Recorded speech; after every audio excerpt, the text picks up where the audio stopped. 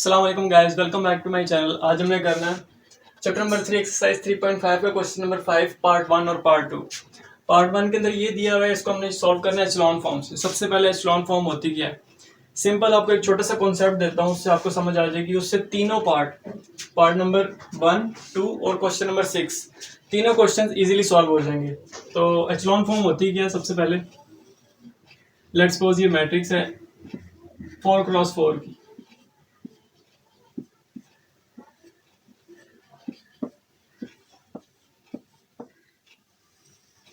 अब last digit पड़ा हुआ है, उससे इधर वाले सारे जीरो आ रहे हैं। उस लास्ट पड़ा हुआ है, उससे ऊपर 2 पड़े हुए हैं, इधर वाले सारे जीरो आ रहे हैं। उससे ऊपर 3 पड़े हुए हैं, इधर वाले जीरो। मतलब एक डिजिट फिर इधर वाले जीरो बनाने हैं, फिर 2 डिजिट्स इधर वाले जीरो बनाने हैं, फिर 3 इधर वाले जीरो। तब तक हमने जीरो बनाते रहना है इस एक रो के अंदर, तब तक जीरो बनाते रहना है जब तक हमारे पास एक जीरो नहीं रह जाता। जब एक जीरो रह गया तो हमारा हमें समझ आ जाएगी कि हमारा ये एचेलॉन फॉर्म बन चुकी है। इसी तरह हम पहले इसको एचेलॉन फॉर्म में कन्वर्ट करेंगे, उसके बाद इसको इजीली सॉल्व करेंगे तो क्वेश्चन सॉल्व हो जाएगा। अच्छा, तो सबसे पहले इसको मैट्रिक्स की फॉर्म में लिख लेना है। एक्स के साथ उसका कोफिशिएंट जो भी आ रहा होगा, जैसे वाई के साथ कोफिशिएंट, जी के साथ कोफिशिएंट, तो उसको मैट्रिक्स की फॉर्म में लिख लेना है। कैसे? एक्स के साथ कोफिशिएंट कुछ भी नहीं है यानी 1 है, वाई के साथ भी कुछ नहीं यानी 1, जेड के साथ भी 1। एक्स के साथ कोफिशिएंट 2 है, वाई के साथ, जी के साथ माइनस लैम्डा, एक्स के साथ 1, 2, वाई के साथ 2 और -2। अच्छा, और ये सारा जीरो के इक्वल आ रहा था, तो जीरो के इक्वल फिलहाल रखने की जरूरत नहीं है, वैसे है ये जीरो के इक्वल ही है। अच्छा, यहां तक लिखने के बाद हमने क्या करना है, एचेलॉन फॉर्म के अंदर क्या कर रहे थे हम, लास्ट वाले को छोड़ के इधर वाले दोनों जीरो, एक को छोड़ के बाकी जीरो, फिर ऊपर 2 को छोड़ के इधर वाले जीरो, तब तक जब तक एक जीरो नहीं रह जाता। यानी हमने क्या करना है, इसको जीरो बनाना है, इसको जीरो बनाना है और इसको जीरो बनाना है। तो इनको जीरो कैसे बना सकते हैं? अगर मैंने सबसे पहले इसको जीरो बनाना है, तो इसको जीरो बनाने के लिए मैं क्या लिखूंगा, रो 2 के अंदर चेंज लेके आना है। रो 2 के अंदर चेंज लेके आना, तो मैं लिखूंगा रो 2 के अंदर चेंज लेके आना, तो रो 2 को पहले लिख लिया, रो 2 -2 रो 1। रो 2 -2 रो 1 करूंगा तो क्या हो जाएगा, रो 2 के अंदर क्या पड़ा हुआ है 2, -2 भी एज इट इज लगा दिया, रो 1 के अंदर क्या पड़ा हुआ है 1, तो 2 - 2 क्या हो जाएगा 0। तो इसको मैं यहाँ पे नीचे लिख लेता हूँ। ऊपर वाली रो तो एज इट इज आएगी क्योंकि चेंज हम रो 2 में कर रहे हैं, तो 1 1 1। अच्छा, ये ये रो 2 -2 रो 1 किया तो 2 -2 0 हो जाएगा। रो 2 के अंदर 2 पड़ा हुआ है, फिर माइनस एज इट इज, 2 भी एज इट इज, और 1 1 रो 1 के अंदर 1 पड़ा हुआ है, वो 1 पुट कर दिया तो 2 -2 0। इसी तरह आगे भी सारा सबके ऊपर ये ऑपरेशन अप्लाई करना है। तो रो 2 के अंदर अब यहाँ पे क्या पड़ा हुआ है, 1 पड़ा हुआ है, कोरस्पॉन्डिंग देखना, 2 के कोरस्पॉन्डिंग 1 आ रहा है, 1 के कोरस्पॉन्डिंग 1, माइनस लैम्डा के कोरस्पॉन्डिंग 1, तो उसके हिसाब से चलना है। रो 2 के अंदर क्या पड़ा हुआ है, 1 पड़ा हुआ है, माइनस एज इट इज लगाना है, 2 भी एज इट इज लगाना है। रो 1 के अंदर क्या पड़ा हुआ है 1, तो वो वाला 1 लिख दिया। अब 1 - 2 क्या होता है -1, तो यहाँ पे आ गया -1। अच्छा, अब ये माइनस लैम्डा, तो रो 2 के अंदर माइनस लैम्डा पड़ा हुआ है, माइनस लैम्डा लिख लिया, फिर माइनस एज इट इज, 2 भी एज इट इज, और रो 1 के अंदर क्या पड़ा -1, बल्कि 1 पड़ा हुआ है, 1 लिख दिया। तो ये क्या बन जाएगा, माइनस लैम्डा -2, माइनस लैम्डा -2। यहाँ तक हो गया। अब हमने क्या करना है, रो 2 का काम कंप्लीट, यहाँ पे जीरो बनाना था, जीरो बना दिया। ये वर्किंग जो है ये रफ वर्क में करनी है। ये क्वेश्चन सिर्फ यहाँ तक, क्वेश्चन के अंदर सिर्फ यहाँ तक लिखना है। जो ऑपरेशन अप्लाई कर रहे हैं, रफ वर्क जो होगा वो अपने साइड पे करना। अच्छा, रो 2 के अंदर जीरो बनाना था, जीरो बना दिया। अब 1 की जगह पे जीरो बनाना है और 2 की जगह पे जीरो बनाना है, तो वो यहीं पे ऑपरेशन परफॉर्म कर लेते हैं क्योंकि थर्ड रो अभी हमने लिखी नहीं है। तो मैं ऐसा क्या करूं कि यहाँ पे जीरो बन जाए, तो मैं क्या करता हूँ, रो 3 माइनस रो 1 कर दूंगा, 1 - 1 0 हो जाएगा, तो वो यहाँ पे आ जाएगा। तो मैं करता हूँ रो 3 माइनस रो 1, सिंपल। तो 1 - 1 0। अच्छा, उसके बाद 2 माइनस रो 1 1, तो ये 1 और -2 माइनस और 1 -3। अच्छा, ये आ गया। बाकी ये वर्किंग रफ में है, ये वैसे समझाने के लिए लिखा है मैंने। 1 - 1 0, 2 - 1 1, और -2 -1 -3, सही, यहाँ तक हो गया। अब हमने क्या करना है, इसको भी जीरो बनाना है, इसको जीरो बना लिया, इसको भी जीरो बना लिया, अब 1 को जीरो बनाना है, इसको भी जीरो बना लिया, इसको भी जीरो बना लिया, अब 1 को जीरो बनाना है। तो 1 को जीरो बनाने के लिए क्या करते हैं, सबसे पहले ऊपर वाली जो रो है उसको मैं माइनस से मल्टीप्लाई कर देता हूँ। एक दफा मैं इसको ऊपर लिख लेता हूँ,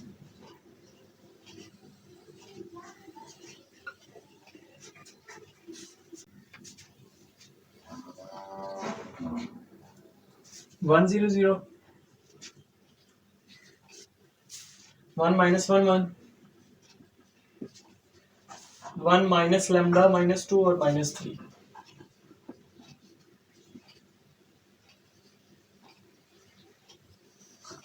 इसको लिख लिया। अब मैं क्या करता हूँ, रो 2 के अंदर मैं रो 2 को -1 से मल्टीप्लाई कर देता हूँ, यानी रो 2 के साथ माइनस मल्टीप्लाई कर देता हूँ। उसको कैसे करेंगे हम, ऊपर ही कर लेते हैं, माइनस रो 2, उससे क्या होगा, रो 2 के अंदर चेंज लेके आए तो रो 1 और रो 3 सेम रहेगी। तो रो 1 क्या, 1 1 1, सिंपल। रो 3 0 1 -3, रो 2 के अंदर क्या चेंज आएगा, 0 के ऊपर कुछ भी नहीं, -1 +1 हो जाएगा, और माइनस लैम्डा -2 प्लस लैम्डा +2 हो जाएगा, ये हो जाएगा।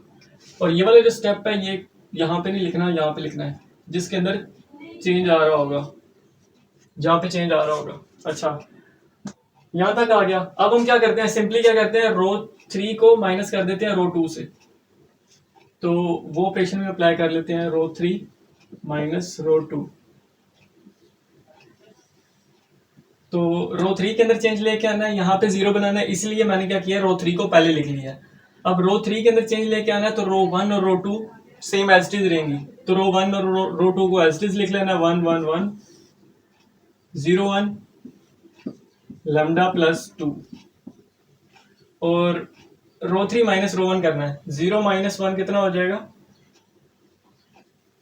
रो 3 माइनस रो 1 करना है, 0 माइनस रो 2 कर, रो 3 माइनस रो 2 करना है, तो 0 -0 क्या हो जाएगा, 0, तो वो लिख लिया। उसके बाद 1 -1 0 -3, रो 3 के अंदर -3 पड़ा हुआ है, माइनस एज इट इज आ गया, और रो 2 के अंदर पड़ा हुआ है लैम्डा +2, लैम्डा +2। इसको सॉल्व करेंगे, -3 माइनस लैम्डा -2, तो माइनस लैम्डा -5, तो यहाँ पे आ जाएगा माइनस लैम्डा -5, इस तरह। अब हमारे पास ये सारा किसके इक्वल था, सारे के सारे 0 के इक्वल। तो इस सारे को हमने सॉल्व किया, इस सारे से हमारे पास ये चीज निकली एचलॉन फॉर्म, और ये सारे किसके इक्वल है, 0 के इक्वल है। तो जो लास्ट वाली टर्म है इसको मैं क्या करता हूँ, 0 के इक्वल पुट कर देता हूँ, minus lambda -5 is equal to 0, minus lambda -5 is equal to 0, minus lambda is equal to 5, और लैम्डा इज इक्वल टू -5। ये लैम्डा की वैल्यू निकल आई है। अच्छा, लैम्डा की वैल्यू निकल आई। अब इसके बाद क्या करना है, क्वेश्चन के अंदर से कोई भी दो इक्वेशंस ले लेनी है। मैं पहली दो इक्वेशंस ले रहा हूँ, पहली दो इक्वेशंस ले लेनी है माइंड में। ये लिख भी सकते हैं आपकी आसानी के लिए, आपकी मर्जी, x + y + z और 2x + y minus lambda z, ये वाली दो कंसीडर कर रहा हूँ मैं।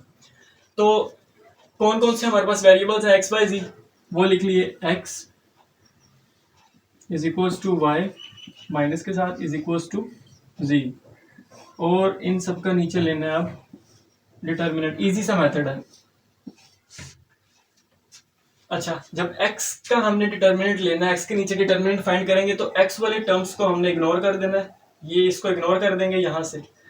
y और z वाले टर्म्स के हमने कोफिशिएंट्स लिख लेने हैं। y के कोफिशिएंट्स क्या है, 1 1, वो लिख लिए 1 और 1। z के कोफिशिएंट्स है 1 और माइनस लैम्डा, ऊपर 1 है, 1 लिख दिया, नीचे माइनस लैम्डा, माइनस लैम्डा की क्या वैल्यू है, 5, लैम्डा की वैल्यू -5 और माइनस लैम्डा की वैल्यू 5, तो माइनस लैम्डा, तो माइनस लैम्डा की वैल्यू 5, वो पुट कर दी। इसी तरह y के साथ जो माइनस है, ये फॉर्मूला है, ये लगाना है, सेकंड टर्म के साथ माइनस आता होता है, इसलिए वो लगाया है। अब y के लिए हमने क्या करना है, y वाले टर्म्स को इग्नोर कर देना, x z इन दोनों के कोफिशिएंट्स लेने हैं। x का कोफिशिएंट क्या है, 1 और 2, 1 और 2 आ गया। z के कोफिशिएंट्स क्या है, 1 और माइनस लैम्डा, 1 और माइनस लैम्डा, माइनस लैम्डा 5 के इक्वल था, तो 5 आ गया। इस तरह जी के लिए जी के कोफिशिएंट्स को इग्नोर कर देना है और एक्स और वाई के लेने हैं। एक्स के कोफिशिएंट 1 और 2, 1 और 2, वाई के 1 और 1, 1 और 1 आ गया। अब क्या करना है, क्रॉस मल्टीप्लीकेशन, डिटर्मिनेंट लेना है। डिटर्मिनेंट तो सबको लेना आता है। 5 1 ज़र 5 माइनस फॉर्मूले का 1 1 ज़र 1 is equals to minus y. 5 1 ज़र 5 माइनस फॉर्मूले का 2 1 ज़र 2 इज इक्वल्स टू 1 1 ज़र 1 माइनस 2 1 ज़र 2। तो ये क्या बनेगा, इसको एक दफ़ा एक स्टेप आ जाएगा नीचे, 4 बन जाएगा is equals to minus y over ये 3 बन जाएगा is equals to z over minus 1 बन जाएगा। इस सारे को मैं ऊपर लिख लेता हूँ।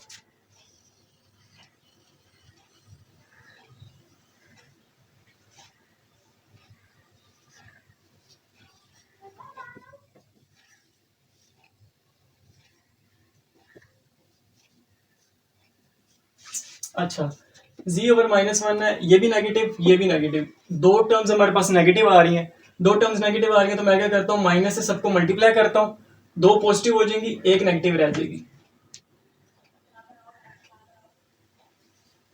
तो माइनस से मल्टीप्लाई करेंगे तो क्या आएगा, मल्टीप्लाई -1 ऑन ईच साइड। अच्छा, -1 से मल्टीप्लाई करेंगे तो ये बन जाएगा -x ओवर 4, ये बन जाएगा y ओवर 3, ये बन जाएगा z ओवर 1। अब 2 ओवर 1 लिखा हो तो वो 2 होता है, 7 ओवर 1 लिखा हो तो वो 7 होता है। इसी तरह z ओवर 1 लिखा हो या फिर खाली z लिखा हो, एक ही बात है, इसलिए मैं इसको खाली z लिख रहा हूँ।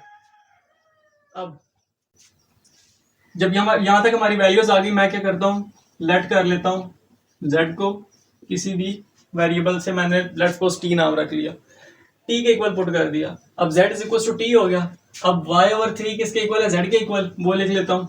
मतलब हमने x y और z की वैल्यूज फाइंड करनी है, x y और z की वैल्यूज।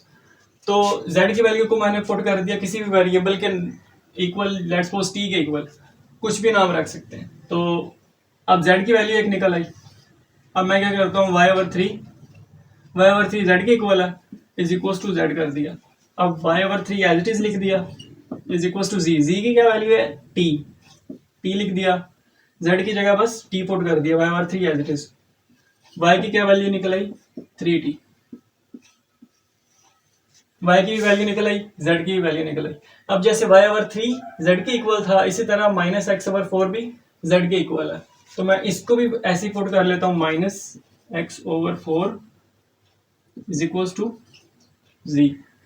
तो ये क्या बन जाएगा, minus x is equal to 4z और x is equal to -4z। x is equal to -4, z किसके इक्वल था, t के इक्वल, तो ये t लगा दिया।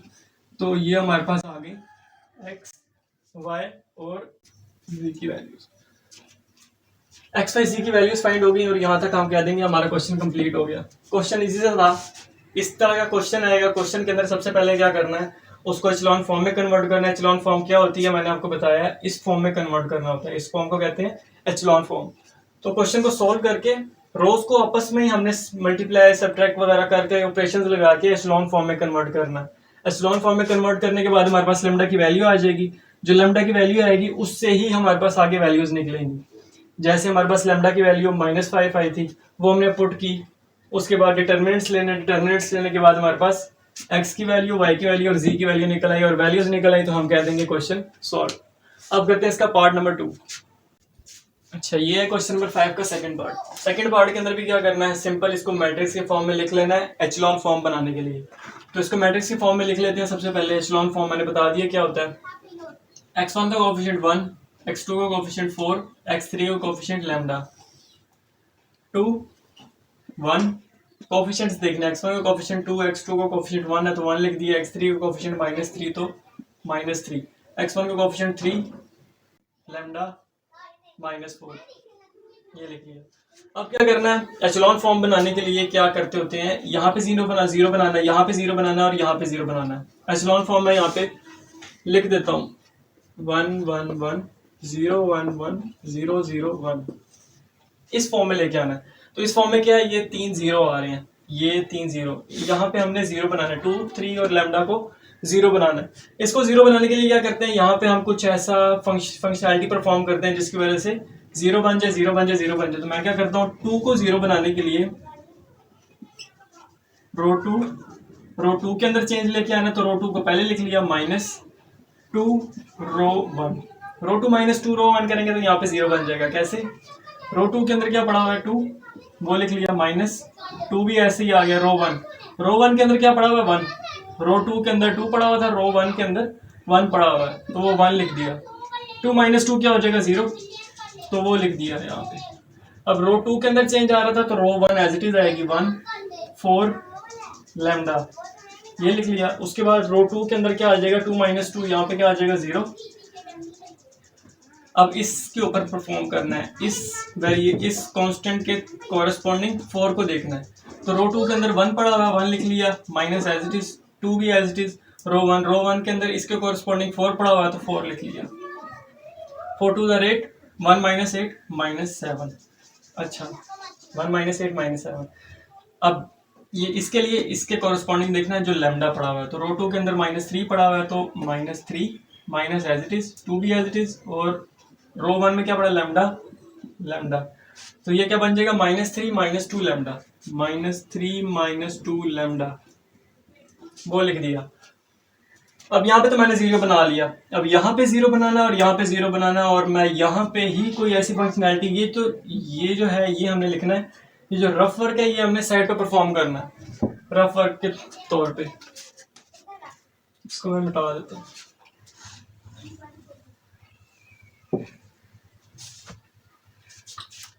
अच्छा, रो 2 के लिए फंक्शनैलिटी परफॉर्म कर दी, रो 3 के लिए अब हम अभी भी फंक्शनैलिटी परफॉर्म कर सकते हैं यहाँ पे जीरो बनाने के लिए। तो मैं क्या करता हूँ, रो 3 के अंदर चेंज लेके आना, तो रो 3 को पहले लिख लिया, रो 3 -3 रो 1 कर देता हूँ। रो 3 -3 रो 1 करने से क्या होगा, रो 3 के अंदर 3 पड़ा हुआ है, 3 लिख दिया, -3 भी एज इट इज लिख दिया, और रो 1 के अंदर इसके कॉरेस्पॉन्डिंग 1 पड़ा हुआ है तो 1 लगा दिया, तो 3 -3 0, तो यहाँ पे क्या आ गया 0। इसी तरह एक अगर फंक्शनैलिटी मैंने रो के ऊपर लगा दी है तो वो अगर इस पूरी रो के ऊपर लगेगी। तो रो 3 के अंदर आगे क्या पड़ा हुआ है लैम्डा लिख दिया, माइनस एज इट इज, 3 भी एज इट इज, और इसके कॉरेस्पॉन्डिंग रो 1 में क्या पड़ा हुआ है, यहाँ पे देख रहे हैं हम 3 एज इट इज, रो 1 के अंदर क्या पड़ा हुआ है 4 लिख दिया, लैम्डा माइनस, इसको एक दो फिर देख लेते हैं, लैम्डा लिख दिया, -3 लिख दिया, रो 1 के अंदर क्या पड़ा हुआ है 4, तो ठीक है। अच्छा, उसके बाद आखिरी के लिए हम रो 3 के अंदर -4 पड़ा तो -4, -3 एज इट इज, रो 1 के अंदर लैम्डा पड़ा हुआ तो लैम्डा लिख दिया, तो क्या बन जाएगा -4 -3 लैम्डा। अच्छा, लैम्डा -12 जो है इसको अब हमने 0 बनाना है। इसको 0 बनाने के लिए हम क्या करेंगे, इसके ऊपर अगर हमने 1 बना दिया, यानी -7 की जगह अगर हमारे पास 1 हो तो हम इसको 0 बना सकते हैं। -7 को मैंने 1 बनाना है, तो उसको 1 बनाने के लिए हम क्या करते हैं, रो 2 के अंदर चेंज लेके आना, तो रो 1 एज इट इज आएगी 1 4, और लैम्डा एज इट इज आ गया 7 -7 है। -7 को 0 बनाने के लिए मैं क्या करूँगा, -1/7 से रो 2 को सारी को मल्टीप्लाई कर दूंगा, तो 0 को -1/7 से मल्टीप्लाई किया तो क्या बन जाएगा 0 एज इट इज रहेगा, उसके ऊपर कोई चेंज नहीं आएगा। -7 और 1/7, -1/7 को -7 से मल्टीप्लाई किया तो माइनस से कट जाएगा, 7 से कट जाएगा, तो पीछे क्या रह जाएगा 1 लिख दिया। अब -3 और -3 -2 लैम्डा और -1/7, इसके साथ जब -1/7 मल्टीप्लाई करेंगे, -1/7 -1/7, और साथ रो 2 के अंदर क्या पड़ा हुआ है -3 -2 लैम्डा, -3 -2 लैम्डा। तो अब माइनस को अंदर मल्टीप्लाई कर देंगे तो ये अंदर 3 बना देगा और +2 लैम्डा बना देगा, साइन चेंज कर देगा अंदर, और नीचे क्या आ रहा है 7, तो ये बन जाएगा। तो मैं इसको लिख देता हूँ 3 + 2 लैम्डा ओवर 7, 3 + 2 लैम्डा ओवर 7। अच्छा, यहाँ पे और नीचे वाली टर्म्स सारी एज इट इज, 0 लैम्डा -12 और -4 -3 lambda as it is.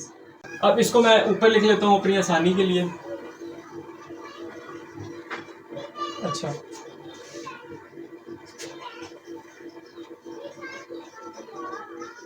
Four one,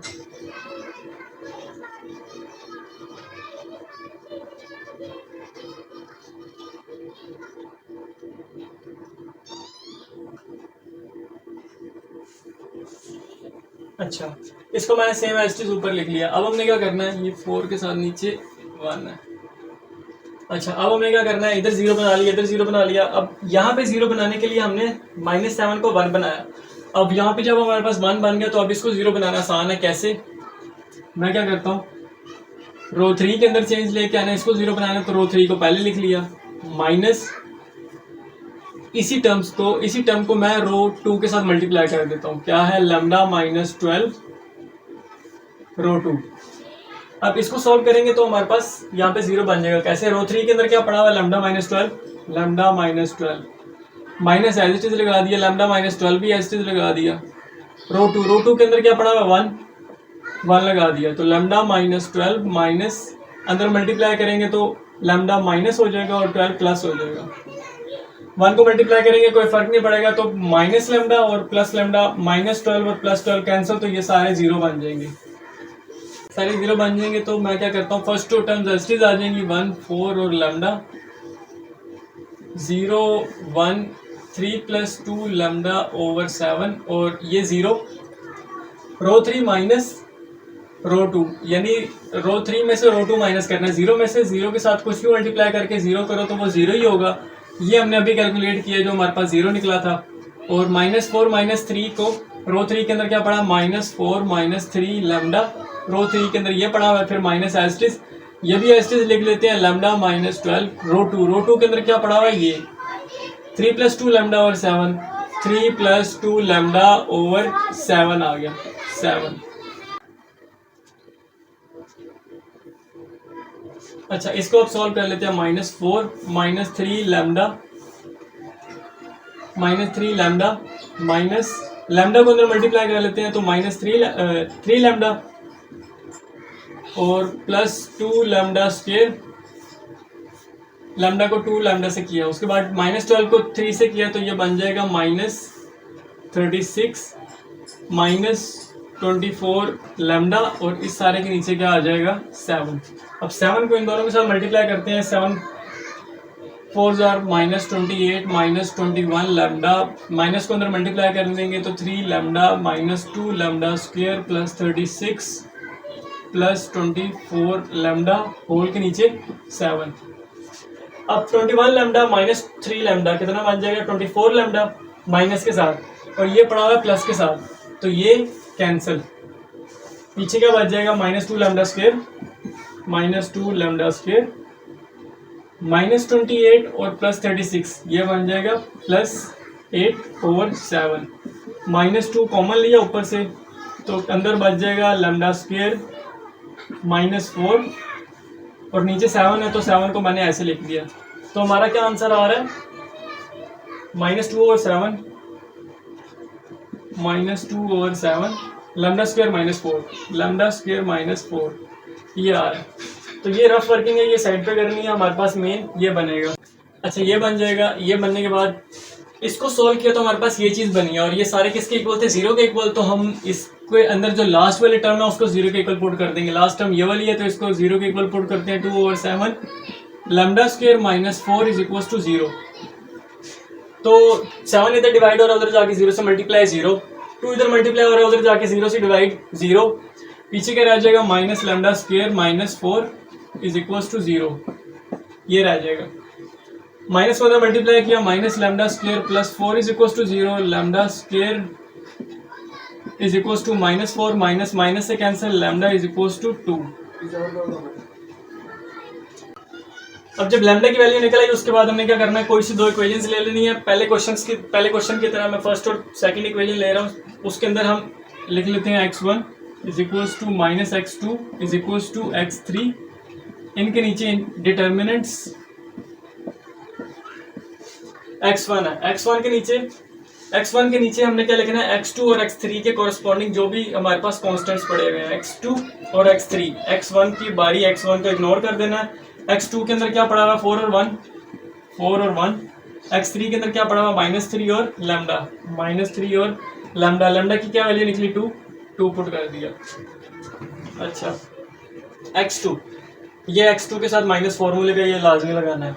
तो x2 की बारी, x2 को इग्नोर कर देना है, x1 और x3 के कॉरेस्पॉन्डिंग जो भी हमारे पास कॉन्स्टेंट्स पड़े होंगे वो लिखने हैं। x1 के साथ क्या पड़ा 1 2 लिख लिया, x3 के साथ क्या पड़ा -3 और लैम्डा, -3 और लैम्डा, लैम्डा की जगह क्या पुट कर दिया 2।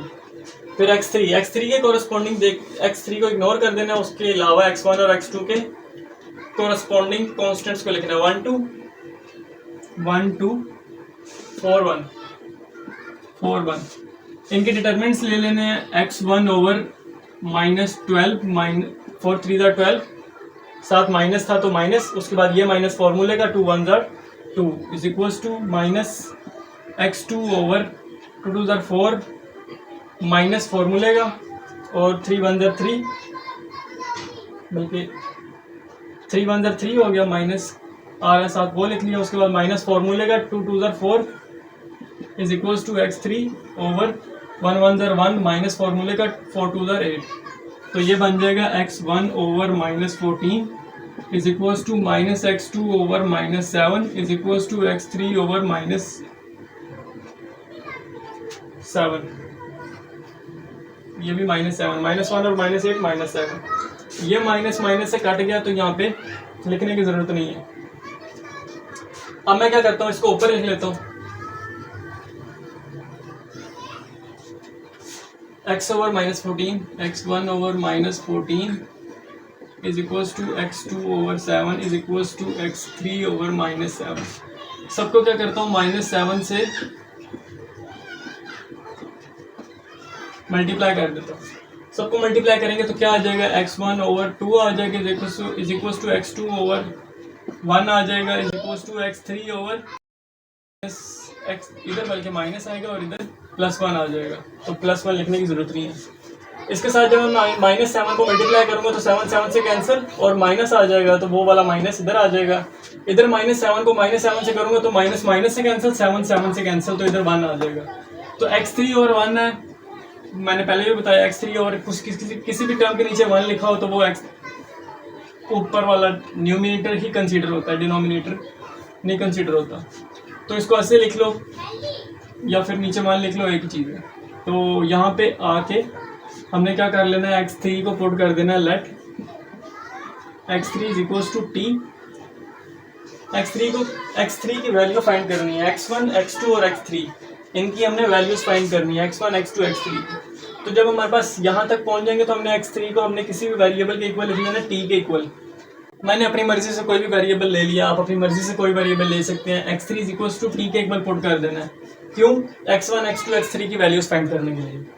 x3 को t के इक्वल पुट कर दिया। अब x3 x2 ओवर -1 किसके इक्वल, x3 के, मैं वो लिख लेता हूँ, x2 over -1 is equals to x3 के इक्वल है, ये इसके इक्वल है। दोबारा ये as it is x2 over -1 as it is x3 किसके इक्वल है, t के इक्वल, t लगा दिया।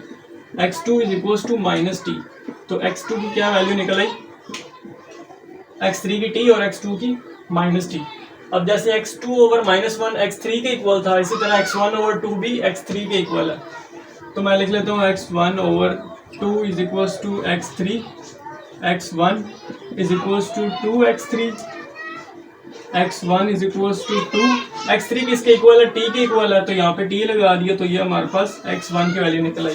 तो ये हो गया हमारा क्वेश्चन सॉल्व, क्वेश्चन नंबर 5 का पार्ट 2। तो सेम ऐसे क्वेश्चन है पार्ट 1 की तरह, सिंपल। हमने क्या करना है, सबसे पहले इसका एचलॉन फॉर्म निकालनी है। एचलॉन फॉर्म निकालने के बाद लैम्डा की वैल्यू फाइंड कर लें। लैम्डा की वैल्यू फाइंड करने के बाद उसके डिटरमिनेंट्स निकाल के एक वैल्यू को t के इक्वल पुट कर देना है, उसके हिसाब से दोनों वैल्यूज निकाल देनी है, और ये हो गया हमारा क्वेश्चन कंप्लीट। x1 x2 और x3 की वैल्यूज फाइंड होगी।